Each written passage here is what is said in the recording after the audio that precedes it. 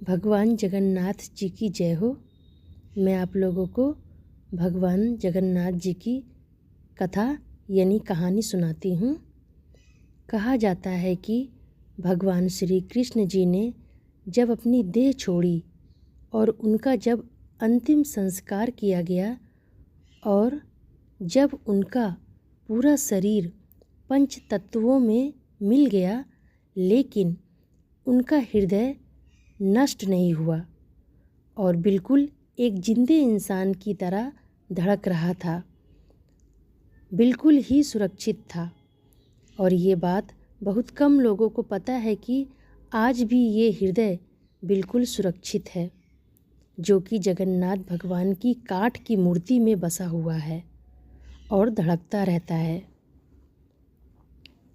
जब भी भगवान जगन्नाथ मंदिर की सफाई होती है तो ये सोने से बने हुए झाड़ू से होती है। भगवान जगन्नाथ को कलयुग का भगवान भी माना जाता है।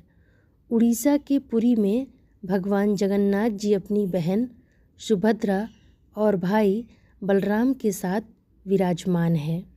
परंतु भगवान जगन्नाथ से जुड़े हुए बहुत से ऐसे भी रहस्य हैं जिसका आज तक कोई पता नहीं कर सका।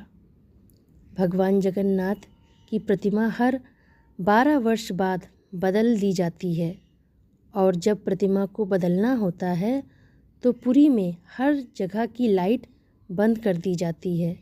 मंदिर के चारों तरफ CRPF सेना लगा दी जाती है ताकि कोई भी व्यक्ति मंदिर में घुस ना पाए। मंदिर में भी पूरी तरह से अंधेरा रहता है और पुजारी के आँखों पर भी एक पट्टी बांध दी जाती है और पुजारी अपने दोनों हाथों में दस्ताने पहनकर पुरानी मूर्ति में से एक ब्रह्मा पदार्थ निकालकर नई मूर्ति में डालता है।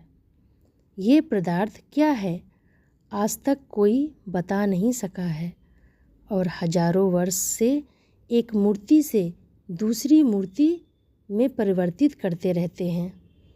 यह एक ऐसा अलौकिक पदार्थ है जिसको छूने पर इंसान का पूरा शरीर भस्म हो जाता है। माना जाता है कि इसका संबंध भगवान श्री कृष्ण जी से है। जब जगन्नाथ भगवान की प्रतिमा बदली जाती है तो उसके साथ साथ मंदिर के हर प्रतिमा को बदल दिया जाता है। प्रतिमा तभी बदला जाता है जब आषाढ़ के 2 महीने आते हैं। वैसे ऐसा 12 से 14 सालों में एक बार होता है।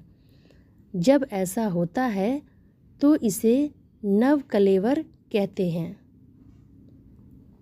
लेकिन आज तक कोई भी पुजारी ये नहीं बता पाया कि वो पदार्थ क्या है जिसे एक मूर्ति से दूसरी मूर्ति में डाली जाती है।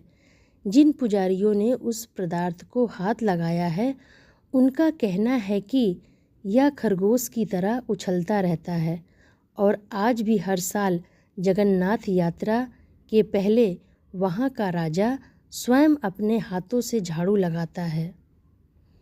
और इस मंदिर की एक ख़ास बात ये भी है कि जैसे ही हम मंदिर के सिंह द्वार से पहला कदम अंदर रखते हैं तो समुद्र के लहरों की आवाज़ें सुनाई देना बंद हो जाती है, जबकि जैसे ही मंदिर से एक कदम बाहर रखेंगे समुद्र के लहरों की आवाज़ तेज़ी से कानों में सुनाई देने लगती है।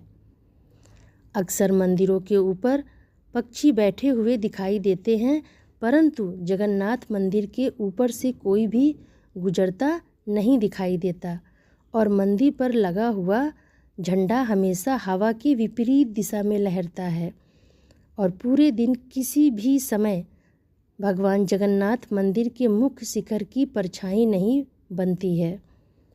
मंदिर के लगभग 45 मंजिल ऊपर लगे झंडे को प्रतिदिन बदला जाता है, क्योंकि ऐसा माना जाता है कि अगर एक दिन भी यह नहीं बदला गया तो मंदिर पूरे 18 सालों के लिए बंद हो जाएगा और मंदिर के शिखर पर एक सुदर्शन चक्र लगा हुआ है, जिसको हर दिशा में देखने पर उसका मुख आपकी तरफ भी दिखेगा।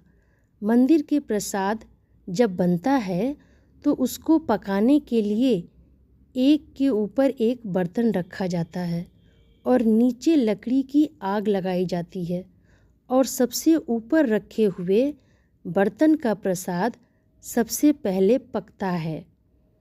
जगन्नाथ भगवान मंदिर में कभी प्रसाद घटा नहीं है और सबसे आश्चर्य की बात यह है कि मंदिर के कपाट जब बंद होते हैं तो प्रसाद भी अपने आप समाप्त हो जाता है।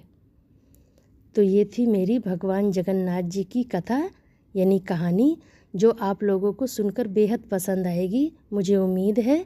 जय जगन्नाथ भगवान की जय हो, श्री कृष्ण भगवान की जय हो। धन्यवाद।